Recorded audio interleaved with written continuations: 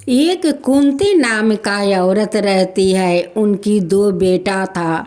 दोनों बेटा को कुंती अपना शादी करवा देती है। अपना दोनों बहू को लेकर एक साथ रखती है। कुंती का दोनों बहू का दो दो संतान हो गया। कुंती का तो घर में बहुत बड़ा परिवार हो गया। कुंती बहुत खुश थी। कुंती अपना परिवार के एक साथ लेकर रहने लगी। कुछ दिन का बाद कुंती का मृत्यु हो गया। फिर जब कुछ महीना बीत गया तो उनकी पति का भी मृत्यु हो गया। दोनों पति पत्नी के मरने के बाद अब तो उनकी दोनों बेटा बहू में लड़ाई झगड़ा होने लगा। सोहन अपना पत्नी से कहने लगा कि देखो शांति, अब मोहन भैया के साथ मैं एक के क्षण भी नहीं रह सकता हूँ। रोज रोज का झगड़ा अच्छा नहीं लगता है। चलो हम लोग बाहर चलते हैं, किराया लेकर वहीं पर रहेंगे, लेकिन एक साथ हम नहीं रह सकते हैं। सोहन अपना पत्नी को लेकर किराया घर में चले जाता है। जब वहाँ पर शांति जाती है तो कहती है कि यहाँ पर अकेले अकेले अच्छा नहीं लगता है। आपको जो फूआ है अपना फूआ को बुला लीजिए, बहुत दिन से तो फूआ नहीं आई है। सोहन कहने लगे कि देखो शांति, तुम तो फूआ को देखी नहीं है, फूआ को जानती नहीं है, उनकी स्वभाव को तो तुम नहीं जानती हो। अगर फूआ आ गई तो तुम्हें यहाँ एक क्षण रहना मुश्किल हो जाएगा। एक दिन सोहन का फूआ फोन करती है कि देख सोहन, मैं आ रही हूँ, तू देख स्टेशन पर लेने के लिए आ जाना। कहीं अपना बीबी के साथ चिपक मत जाना। एकदम समय पर स्टेशन आ जाना मुझे लेने के लिए, नहीं तो ठीक नहीं होगा। हाँ। सोहन अपना पत्नी से कहने लगा कि देखो शांति, तुम फूआ को नाम लिया, फूआ को फोन आ गया, अब संभल कर रहना, नहीं तो फूआ। मेरी फूआ को तो तुम जानती नहीं हो कि मेरी फूआ का स्वभाव कैसी है। तुम्हारा तो सहना मुश्किल हो जाएगा शांति। शांति अपना फूआ को आने के नाम सुनकर बहुत खुश हो जाती है और कहती है कि कम से कम फूआ आ जाएगी तो इस घर में तो मैं अकेला किराया घर में रहती हूँ। फूआ के साथ गप्पा मारकर कम से कम मेरा टाइम तो पास हो जाएगा। जब सवेरा हुआ तो सोहन उठकर अपना फूआ को लाने के लिए स्टेशन चला गया। इधर शांति उठकर सारा घर के काम कर लेती है, माँ तुलसी का पूजा कर लेती है, घर में 12 बीजन खाना बनाती है और सारे खाना अपना फूआ के पसंद के खाना बनाती है। और रोहन अपना फूआ को लाने के लिए स्टेशन जाते हैं और उनकी फूआ ट्रेन से उतर कर खड़ी है। जब सोहन के देखती है तो कहती है कि अरे इतना देर क्यों लगाया रे, तू इतना देर से क्यों आया? क्या तेरा पत्नी नहीं छोड़ रही थी कि तू इतना देर से आया? सोहन कहने लगे कि नहीं फूआ, ऐसी बात नहीं है, मुझे आने में थोड़ा देर हो गया। फूआ कहने लगी कि ठीक है, ले मेरा बैग उठाओ और चल घर। जब सोहन अपना फूआ को घर लेकर आते हैं तो कहते हैं कि अरे घर क्यों खाली खाली लगता है, शांति कहाँ है? सोहन कहता है कि फूआ मैं अभी शांति को बुला देती हूँ। सोहन जाता है अपना शांति को बुलाकर ले आता है कि चलो फूआ आ गई है। शांति अपना पति के साथ आती है और जीन्स और शर्ट पहन कर। जब फूआ देखती है तो कहती है कि क्या रे सोहन, तेरा यही बीबी है? तेरा बीबी शर्ट पैंट पहनती है, 2 बच्चा का माँ बन गई है और वो शर्ट और जीन्स पहनती है। शांति दूर से प्रणाम करती है तो फूआ कहती है कि तेरा माता पिता यही संस्कार दिया है, किसी को पैर नहीं छूना, दूर से प्रणाम करना, यही दिया है तेरा माता पिता संस्कार है। शांति फूआ का बात सुनकर पैर छूकर प्रणाम करती है और कहती है कि कांति कहाँ है। सोहन कहता है कि फूआ जी, भाभी तो हम लोग के साथ नहीं रहती है, वो अलदा रहती है। फूआ कहती है कि मेरे भैया भाभी को मरते ही तुम लोग अलदा हो गया। ये कैसा कलयुग आ गया है, कैसा कलयुग आ गया है कि भैया भाभी को मरते ही ये दोनों अलदा हो गया है। हाँ, शांति घर के अंदर जाती है, आय अपना कपड़ा पलटा लेती है, वो चूड़ीदार पहन कर आती है या कहती है कि फूआ जी मैं अभी चाय बना कर लाती हूँ। फूआ कहती है कि अभी चाय मत बना, जा पहले कांति को बुला कर ले आओ। जब कांति आकर अपना हाथ से चाय बना कर देगी तबे मैं खाऊंगी, मैं कह देती हूँ। हाँ, शांति अपना जेठानी का घर जाती है या कहती है कि दीदी फूआ जी आई है, आपको बुलाती है, आप जाएंगी तबे फूआ जी चाय खाएगी, नहीं तो वो चाय नहीं खाएगी। फिर से शांति अपना जेठानी से पूछती है कि दीदी फूआ जी का ऐसा ही स्वभाव है क्या। कहती है कांति कि हाँ शांति, ऐसे ही फूआ जी का स्वभाव है। शांति जाती है किचन घर में चाय बनाने के लिए, पीछे पीछे उनकी पति जाते हैं। अब तो शांति कहने लगी कि देखिए आप जाइए, नहीं तो फूआ जी कहने लगेगी कि देखो देखो कैसा जमाना आ गया है, पति को सामने रख कर चाय बनाती है। सोहन अपना फूआ के पास जाते हैं, तब तक कांति आ जाती है शांति के पास। कहती है कि दीदी देखिए फूआ जी आई है, उनके लिए चाय बनाती हूँ, आप भी आइए, उनकी पसंद के आप चाय बना दीजिए। आप कांति और शांति दोनों जेठानी देवरानी फूआ के पास आती है चाय लेकर। कांति अपना फूआ को पैर छू कर प्रणाम करती है, कहती है कि देख देख मेरी बड़ी बहू कितनी अच्छी है, इनकी माता पिता कितना अच्छा संस्कार दिया है कि पैर छू कर प्रणाम करती है। एक तू है निकम्मी कि तेरे झुकने में कमर टूट जाता है, दूर से प्रणाम करती है। कैसा जमाना आ गया है, कैसा युग आ गया है, ये तो घोर कलयुग है। हाँ, फूआ जी कहने लगी कि बहू देखो, जब तक तुम चाय बनाओगी तब तक मैं पड़ोस से घूम कर आती हूँ। फूआ जाकर एक प्लास्टिक का कुर्सी पर बैठ जाती है, जैसे बैठती है वैसे कुर्सी टूट जाता है, फूआ नीचे गिर जाती है। अब तो फूआ चिल्लाने लगी कि कांति कांति। अब तो कांति जाती है या फूआ को उठाने का कोशिश करती है। फूआ कहती है कि अरे कांति तू नहीं उठा पाएगी, अकेले तू नहीं उठा पाएगी। उनकी चिल्लानी सुनकर सारे पड़ोसी लोग आ जाती है और मिलकर कांति को साथ देती है फूआ को उठाने में। कांति कहती है कि फूआ आप कैसे गिर गई, कैसे वो कुर्सी टूट गया। फूआ कहती है कि मैं फिर से गिर कर दिखाऊं कि मैं कैसे गिर जाती हूँ, कैसे कुर्सी टूट जाता है। कांति और उनकी पड़ोसिन मिलकर फूआ को घर ले आती है। सब लोग बैठकर गप्पा मारते हैं। कहती है फूआ कि देखो बहू, जाओ इन सब लोग के लिए चाय बना कर लाओ और कुछ खाने को ले आना। कांति और शांति दोनों चाय बनाकर ले आती है या सभी को चाय खाने के लिए देती है। और कांति कहती है कि फूआ जी चाय कैसी बनी है। कहती है कि हाँ दूध तो है नहीं, इतना सारा दूध में सारा पानी मिला देती हो, दूध तो स्वाद अच्छा नहीं है, क्यों नहीं एक भैंस कीन लेती हो। भैंस को सेवा करना, भैंस दूध देगी तो उसी दूध से मोटा चाह बनाना।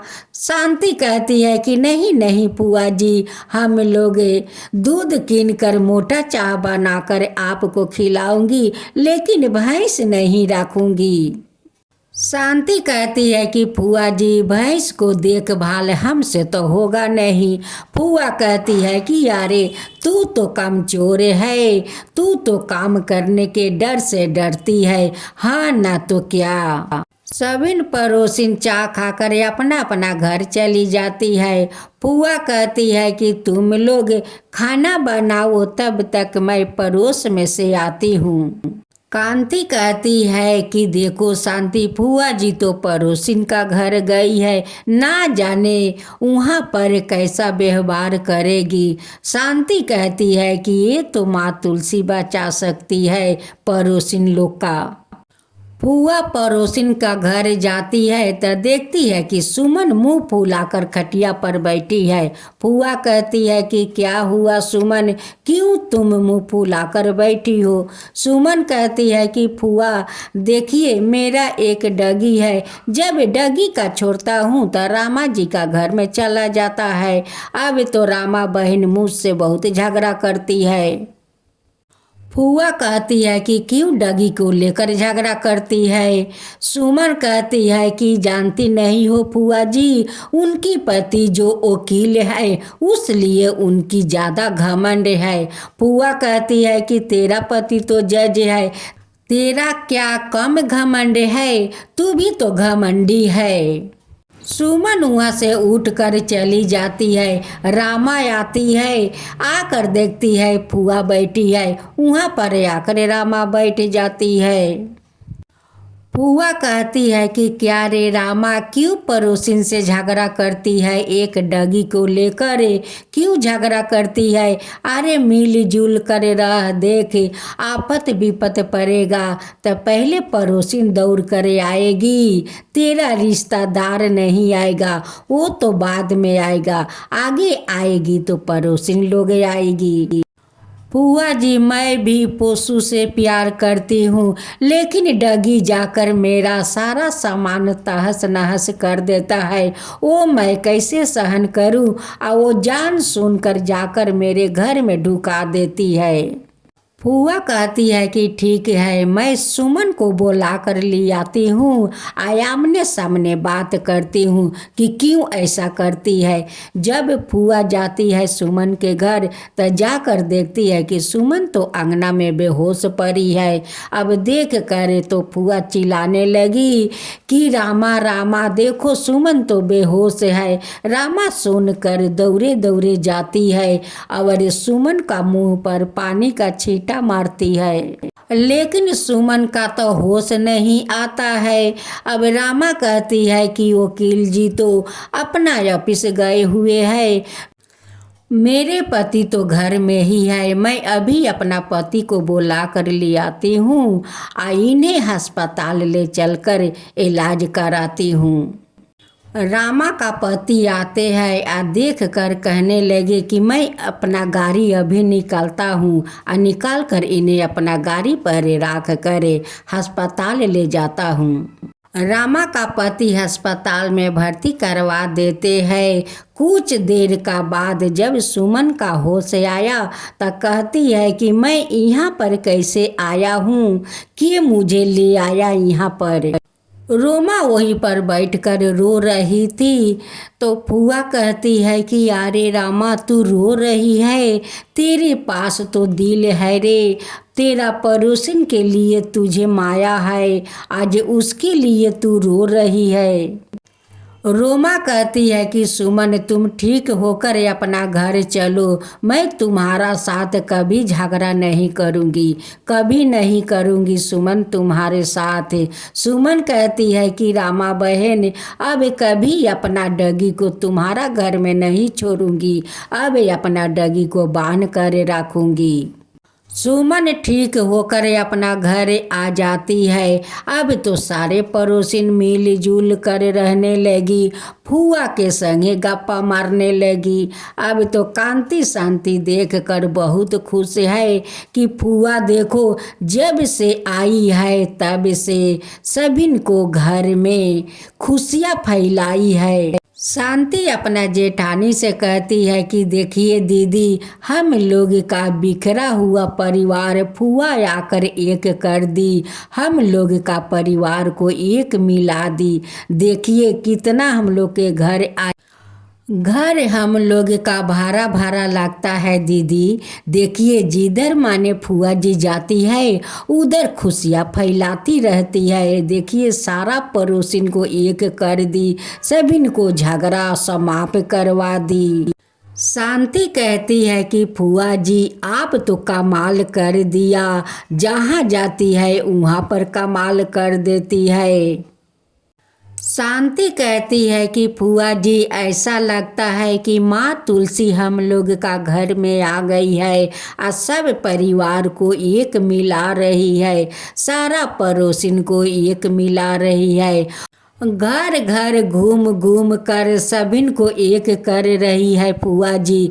फुआ जी कहती है कि हट तू इतना मेरा तारीफ मत कर, मैं कोई भगवान नहीं आई हूँ, मैं तुम्हारा जैसे मनुष्य हूँ। कांति और शांति दोनों बहुत खुश थी, बहुत खुश। शांति कहती है कि फुआ जी आज बताइए, आज मैं आपका पसंद के सारा खाना बनाऊंगी। फुआ जी कहती है कि आज मैं घर का खाना नहीं खाऊंगी। जब तुम्हारा फूफा था तब मुझे बहुत बड़ा बड़ा स्टोर में ले जाकर खाना खिलाया करता था। जब से तुम्हारा फूफा जी छोड़कर चले गए तब से कहाँ मिलता है स्टोर के खाना। आज तुम लोग कहीं बाहर ले चलो और मुझे स्टोर का खाना खाना है। मोहन और सोहन कहता है कि ठीक है फुआ जी, चलिए आज मैं आपको स्टोर को खाना खिलाऊंगा। फुआ स्टोर में खाना खाने जाती है और वहाँ पर जाकर कैसा अपना लीला दिखाती है। वेटर आता है और कहता है कि मैम बताइए आपको क्या खाना में चाहिए। फुआ कहती है कि देखो बेटर, मैं तो मांस मांसो नहीं खाती हूँ, मैं तो वेज खाती हूँ। मेरे लिए रसगुल्ला लियाओ, रस मलाई कचौरिया लाओ। स्टोर का सारे लोग अपना खाना छोड़कर उस फुआ जी को बात सुन रहे थे। सोहन मोहन कहते हैं कि देखो फुआ जी, सभी खाना छोड़ छोड़ कर आपका बात सुन रहे हैं, आप चुप रहिए फुआ जी। फुआ जी कहती है कि सुनता है तो सुनने दो, मैं थोड़ा आता हूँ कि बेटर लोग क्या क्या बनाते हैं देख कर आता हूँ। मैं अपना पसंद को भोजन बनाने के लिए ऑर्डर देकर आता हूँ। जहाँ पर वो लोग खाना बनाता है वहाँ पर फुआ जाती है और कहती है कि तुम लोग खाना में क्या क्या बनाते हो, साफ सुथर से बनाना। एक वेटर कहता है कि नहीं फुआ जी, आप उधर मत जाइए, हम लोग जहाँ खाना बनाते हैं वहाँ पर कोई को नहीं जाने देते हैं, आप मत जाइए। फुआ कहती है कि मुझे देखने दो तुम लोग का अनहार कोठरी, कि तुम लोग साफा रखे हो या है गंदा। सोहन मोहन जाते हैं, अपना फुआ को हाथ पकड़ कर ले आते हैं और कुर्सी पर बैठाते हैं। तभी वेटर लोग खाना ले आते हैं। फुआ कहती है कि खाना का तो सुगंध बहुत अच्छा है, इसलिए तो तुम लोग का इतना देर हुआ बनाने में। सभी लोग खाना पेट भर कर खाया। जो लोग पहले से उस स्टोर में बैठे हुए थे वो लोग तो सारा खाना को बर्बादी कर दिया। उस दरवाजे पर 4-5 गरीब का बच्चा खड़ा हुआ था। एक बेटर आता है और उस गरीब बच्चा को वहाँ से खेदाता है। फुआ देख कर कहती है कि बेटर उस बच्चा को इस स्टोर से मत निकालो, उसे भोजन दो। तुम्हारा जे इतना भोजन जो नष्ट हो गया, वो भोजन अगर गरीब के खिला दो तो जानते हो कितना तुम्हारा पुण्य होगा। उस सबिन बच्चा को तुम खाना खिलाओ, उसका पैसा मैं दूंगी। सबिन बच्चों पेट भर के खाना खाया और फुआ जी को धन्यवाद दिया कि आपके कारण आज हम लोग का अच्छा खाना मिला है। हम लोग का तो ऐसा खाना कभी नहीं मिलता है। आज आप हम लोग के इतना अच्छा खाना खिला करे हम लोग का ऊपर कृपा किया है मैम, हम लोग का ऊपर कृपा किया है। फुआ जी का सारा परिवार देखकर फुआ जी को तो हंसने लगे कि फुआ जी आप जहाँ जाती है वहाँ पर कमाल कर देती है। फुआ जी आप तो चमत्कार कर देती हो। कहीं पर परिवार का मिल करा देती हो तो कहीं पर जाकर झगड़ा छोड़ा देती हो, वो लोग में मिल करवा देती हो। कहीं गरीब बच्चा को खाना खिलाकर पेट भर देती हो। तो ये तो एक भगवान से कम नहीं हो फुआ जी। सारे स्टोर का लोग फुआ जी को गाड़ी पर उठाने के लिए आते हैं। जब फुआ जी गाड़ी में उठती है तो सारे लोग का आँख भरे आते हैं। फुआ जी कहती है कि क्यों तुम लोग के आँख भरे आए। फुआ जी कहती है कि देखो आप लोग अपना आँख के आंसू पोंछ लो, मैं फिर से इस स्टोर में आऊँगी। फुआ जी घर आती है और शांति और कांति से कहती है, सोहन मोहन से कहती है कि देखो मेरा तो इतना दिन हो गया, मैं अपना घर जाना चाहती हूँ। मोहन एक गाड़ी बुलवाता है या फुआ को अपना गाड़ी पर उठा देता है। जाते जाते माँ तुलसी रास्ता में मिल जाती है। माँ तुलसी फुआ जी को धन्यवाद देती है कि फुआ जी आप तो धन्य हो, जहाँ जाती हो वहाँ कमाल करती हो, सबका मिल करवाती हो, परिवार को एक करवाती हो, गरीब का भोजन करवाती हो। माँ तुलसी कहती है कि फुआ जी आज मैं भी आपको आशीर्वाद देती हूँ कि आप जुग जुग तक जियो, ऐसे ही सबका परिवार को मिलाते रहो, सभी गरीब को पेट भरते रहो। फुआ जी माँ तुलसी को प्रणाम करती है, कहती है कि हे माँ तुलसी सबका घर में बसिए और सबका घर हरा भरा बना कर रखिए। फुआ जी अपना घर चली जाती है या माँ तुलसी वहीं पर अंतर ध्यान हो जाती है।